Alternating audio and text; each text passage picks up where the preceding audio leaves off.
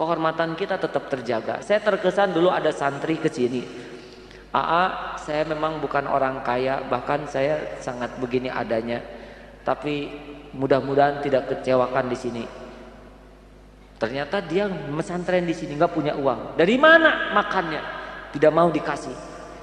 Dia makan dengan mencuci pakaian teman-temannya. Dia cuci dapat 200, dapat 100, habis mencuci jemur baru makan. Ingin tetesan keringat. Memang dia nggak punya baju bagus, nggak punya sepatu bagus, tapi tiap kita melihat dia kagum, hormat. Para pemuda yang denebeng, saya tuh kalau lihat pemuda ngerokok teh,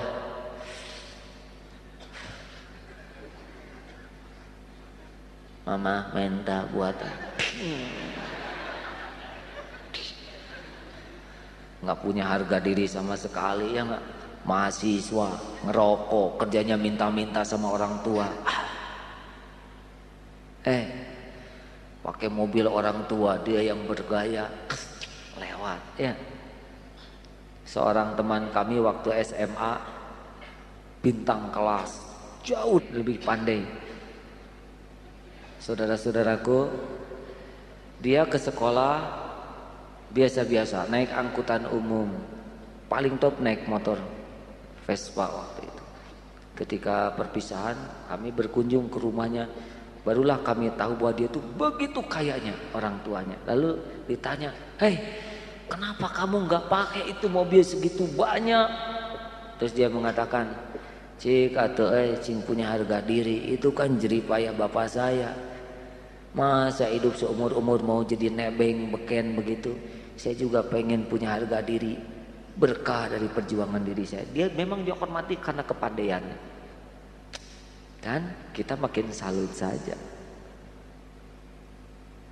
Ayo, yang pinjam jaket sama teman, kembalikan. Apel pakai jaket pinjam, sepatu pinjam, motor pinjam. Masih mending aku merasa punya dirinya lagi. Ayo, kita harus berani tampil apa adanya, ya. Nggak usah banyak bersembunyi di balik topeng. Bagaimana, boleh nggak kita punya topeng yang bagus? Boleh, tapi pastikan diri kita jauh lebih bagus daripada topeng kita. Jadi ketika topengnya diambil, wow, keren begitu, subhanallah. Rekan-rekan sekalian, saya mohon maaf karena sesulit apapun ekonomi yang menimpa kita, sepahit apapun, demi Allah jatah kita sudah ada. Wa ma min dabatin fil ard illa 'alallahi rizquha. Kita sudah punya jatah kita. Kita arungi kehidupan ini penuh dengan kehormatan. Kita jemput, bukan mencari rezeki, menjemput loh. Jatahnya udah ada, tapi penjemputan kita punya nilai yang sangat tinggi. Ketika kita mencarinya, kita sangat jaga kehormatan kita. Udah dapat rezeki, kita distribusikan. Mau dibawa kemana lagi? Jadi setiap kali kita mendapatkan sesuatu, maka nilai diri kita lebih tinggi dari yang kita dapatkan. Kita dapat uang, tapi kita lebih terhormat daripada uang itu, karena kita jujur, karena kita disiplin, karena kita tepat janji. Uang itu nggak lama, besok lusa juga udah nggak ada, tapi kehormatannya tetap melekat. Dan kalau kita udah dapat dunia, maka pikiran kita itu distribusi. Bagaimana mungkin sebanyak mungkin uang kita raih, supaya sebanyak mungkin orang bisa makan dengan tetesan keringat kita, supaya sebanyak mungkin orang bisa berpakaian dengan jerih payah kita, supaya sebanyak mungkin orang bisa berteduh, bisa merasakan nikmat. Kita cuma segini-gininya saja. Walaupun kita kaya, nggak mungkin ujuk segala dipakai, baju 20 lapis, makan nggak ada, tidur tiap 5 menit pindah rumah. Kapan tidurnya? Saudara pengen rumah yang kecil atau yang besar? Coba. Sedang. Kalau saya sih pengen rumah yang pas-pasan ya, pas kebutuhan keluarga. Sekarang rumah 2x3, penghuni 12 orang, saya kira jadi masalah. Sekarang rumah 200 kali 300 meter persegi, biaya perawatannya aja 3,5 juta. Sedang gaji cuma 700.000, saya kira stres. Ada itu yang rumahnya besar hanya tinggal setengah bulan karena ternyata biaya perawatannya tinggi. Siapa yang pengen New Ice, Baby Benz, Mercedes New Ice, cung? Ada? Nggak apa-apa, ada nggak cuma nggak usah bayar ya. Spionnya aja 5 juta itu ya. Setiap hari saudara jaga spion 2 itu 10 juta. Kalau bukan makomnya nggak usah pengen ya. Yang pengen itu adalah sesuai keperluan, sesuai kemampuan. Ini saja. Perlu tapi nggak mampu, nggak usah maksain diri. Mampu tapi nggak perlu, nggak usah. Sendal jepit 10 pasang mewah, karena kaki kita cuma sepasang. Walaupun harga sendal jepit 2.000, tapi kita sudah melampaui keperluan kita, itulah mewah ya. Mewah itu bukan barang mahal, barang yang melampaui keperluan dan kemampuan, jadi mewah. Kalau nanti udah macet di mana-mana, insya Allah kita beli helikopter. Latihan nanti, jadi setiap masjid itu lubangi alasnya. Para mubalik itu kan, dan melamun mah tidak usah bayar.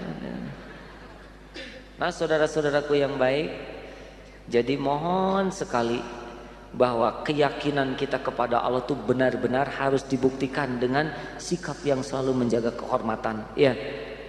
Enggak akan meleset, percayalah. Jujur dari Allah, tidak jujur juga dari Allah ya. Kita terus merangsek dalam hidup dengan sadar hidup yang cuman sekali-kalinya ini. Moto kita adalah hidup untuk mempersembahkan yang terbaik, yang bermakna bagi dunia dan berarti bagi akhirat nanti. Itulah ibadah bagi kita. Jangan hanya ingin akhirat saja, dunia juga harus kita nikmati ya. Di dunia udah sengsara, di akhirat belum tentu lagi. Sempurnakan ibadah itu adalah untuk mempersembahkan yang terbaik. Ingat, Allah yang Maha Agung benar-benar Maha tahu segala kebutuhan kita, lebih tahu daripada kita sendiri. Tidak usah rewel. Setiap perbuatan akan kembali kepada dirinya. Sekecil apapun kebaikan mutlak akan kembali kepada kita, dan sekecil apapun keburukan tidak akan pernah meleset kembali kepada kita. Saudara naik motor, ada sebuah lubang, ada airnya, air tumpah kepada yang di pinggir jalan, kita kabur, apa akan lolos? Demi Allah tidak bisa. Orang itu innalillahi ya Allah, tuh engkau lihat sendiri, dia tidak bertanggung jawab, silakan saja diurus oleh Allah.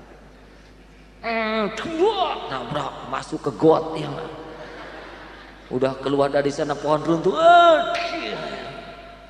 Pas keluar ternyata dipati lele. Lelenya dipegang, ternyata datang yang punya kolam, maling lele.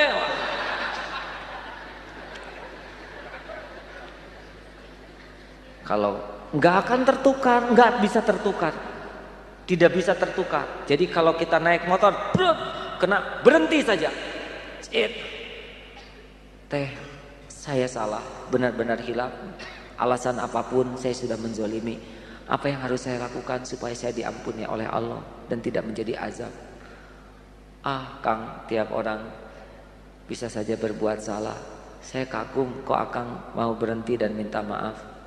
Karena itulah kehormatan bagi diri saya. Ngomong-ngomong, Ade sudah punya istri. Justru saya seorang mencari pria kesatria, Kang. Apakah ini jalan perjodohan kita misalkan? Maaf ya,